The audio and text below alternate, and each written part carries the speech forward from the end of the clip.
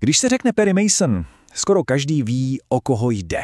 Jenže za jednou z nejslavnějších postav právnické fikce se skrývá neuvěřitelný příběh muže, který si vybudoval celé literární impérium jen díky své obrovské vůli. Pojďme se podívat, kdo vlastně byl Errol Stanley Gardner. Tak si na to podívejme.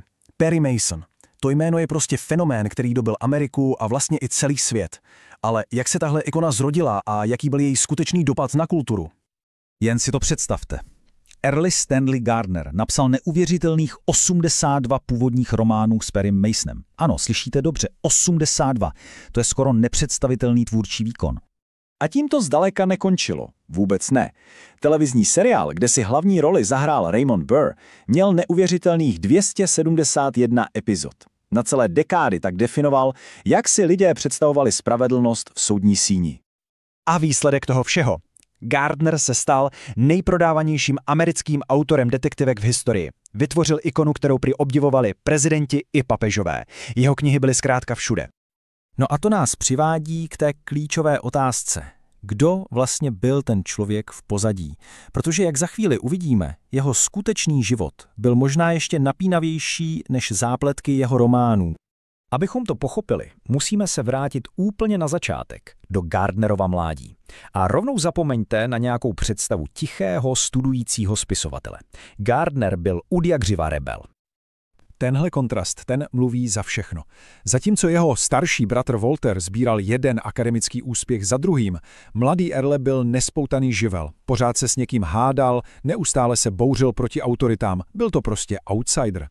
Jeho mládí to bylo, řekněme, bouzlivé. Vyhodili ho ze střední, z univerzity ho prý vyloučili za to, že dal ránu profesorovi, dokonce organizoval nelegální boxerské zápasy.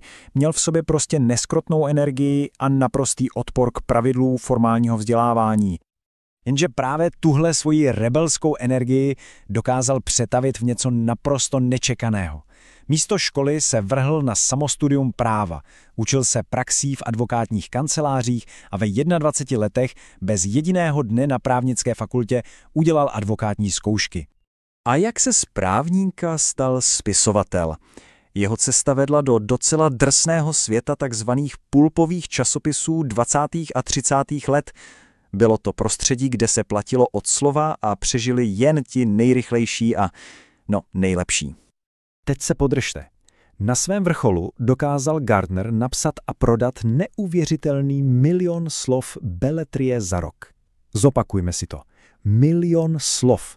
To je číslo, které svědčí o skoro až nadlidské pracovní morálce. Bylo jasné, že aby tohle všechno stíhal, musel být tak trochu chameleon. Psal pod různými pseudonymy a střídal žánry jako na běžícím páse. Detektivky, westerny, dobrodružné příběhy. V podstatě si úplně podmanil celý trh s touhle populární literaturou. A tenhle jeho slavný citát, ten to vystihuje úplně dokonale. On nebyl žádný éterický umělec, ale pragmatik. Moc dobře věděl, že čtenáři chtějí akci. A on jim jí dával plnými hrstmi, protože každý výstřel mu prostě vydělával peníze. Dobře, takže jak to pro boha dělal? Jak mohl být tak šíleně produktivní? Tajemství se skrývalo v jeho naprosto jedinečném, skoro až průmyslovém systému tvorby. Jeho systém byl vlastně geniálně jednoduchý. Takže krok 1. Celá zápletka se musela vejít na jednu jedinou kartičku. Krok 2. Nadiktovat celý příběh do diktafonu a to ďábelskou rychlostí. A krok 3. Tým sekretářek se snažil udržet s ním tempo a přepsat jeho slova na papír. A výsledek sám tomu s nadsázkou říkal továrna na fikci a díky ní dokázal vytvořit kompletní román za neuvěřitelné 3 dny. Jeho legendární produktivita tak najednou dává smysl. No a přesně v téhle jeho továrně se zrodil jeho nejslavnější výtvor. Perry Mason totiž nebyl výsledkem nějakého náhlého záblesku inspirace, ale pečlivě promyšleného procesu, jak vytvořit hrdinu pro masy. Perry Mason se totiž nezrodil jen tak z ničeho nic. Byla to evoluce. Gardner ho postupně tesal z takových drsnějších prototypů, které stvořil pro ty pulpové časopisy. Postavy jako Ken Corning nebo Ed Stark, to byly vlastně takové testovací verze. Až Mason byl ten finální dokonalý produkt. Víte, nic nebylo náhoda. Dokonce ani to jméno, Mason, v angličtině zedník, mělo evokovat představu neústupné, žulově tvrdé síly. A přesně takový Perry Mason byl. Ale Gardnerův odkaz, ten je mnohem víc než jen Perry Mason.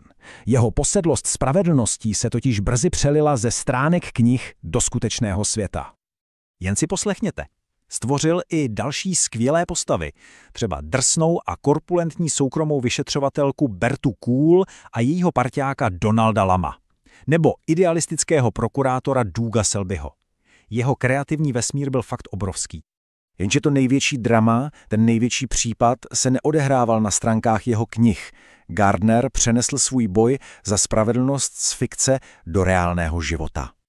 Založil totiž něco, čemu se říkalo soud poslední instance. Využil svou slávu, peníze a samozřejmě i právní znalosti, aby s týmem expertů znovu otevřel případy, kde bylo podezření na justiční omyl.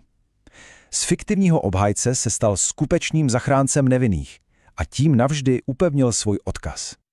A tak nám příběh Earleho Stanleyho Gardnera zanechává jednu fascinující otázku. Může fiktivně hrdina inspirovat skutečnou spravedlnost? Gardnerův život je důkazem, že postava z knihy může opravdu změnit svět a že touha po spravedlnosti je někdy silnější než jakákoliv fikce.